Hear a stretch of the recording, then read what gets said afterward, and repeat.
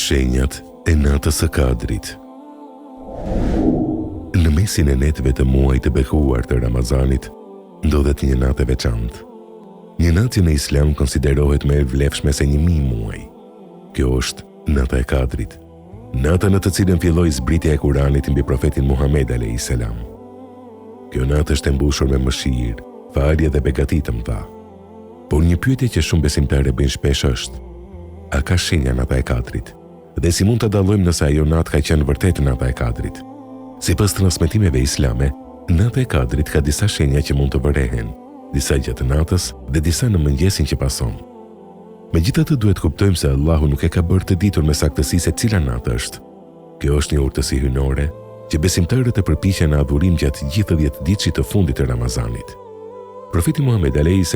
ka këshilluar që kjo natë kërkohet në netët teke të 10 ditësh të fundit, natën e 21, 23, 25, 27 dhe 29.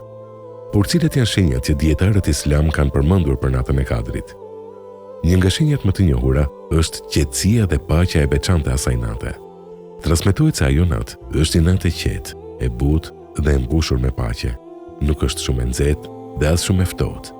Besimtari mund të ndjejë një qetësi të veçantë në zemër dhe një atmosferë të ndryshme nga netët e tjera. Në këtë natë shumë njerëz përjetojnë një ndjenjë të thellë shpirtërore gjatë lutjeve dhe adhurimeve. Një tjetër shenjë është qartësia e qiellit dhe qetësia e natës.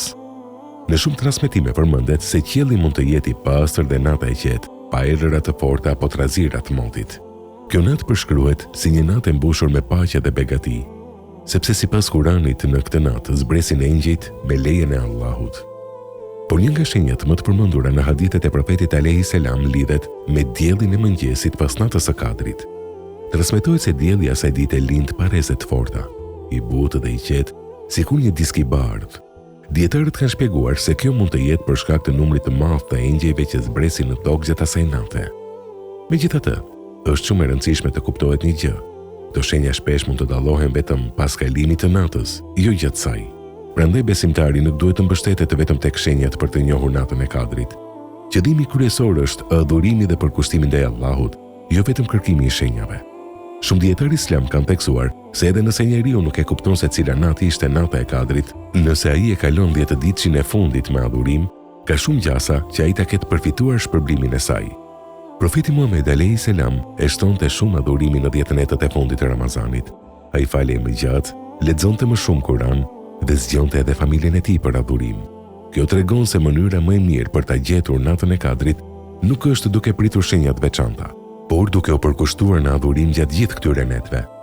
Një nga lutjet më të bukura që profeti a.s. ka mësuar për këtë natë është: O Allah, ti je falës dhe e do faljen, prandaj më fal mua.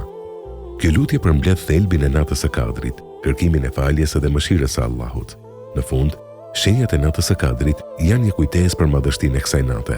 Por më e rëndësishme se njohja e shenjave është përpjekja për ta kaluar atë natë në adhurim, lutje dhe për ulësi, sepse ndoshta në një nga këto netë të qeta të Ramazanit, ndërsa besimtari lutet me zemër të sinqertë, mund të jetë pikërisht nata e Kadrit, nata që vlen më shumë se 1000 muaj dhe që mund të ndryshojë përjetësinë e një njeriu.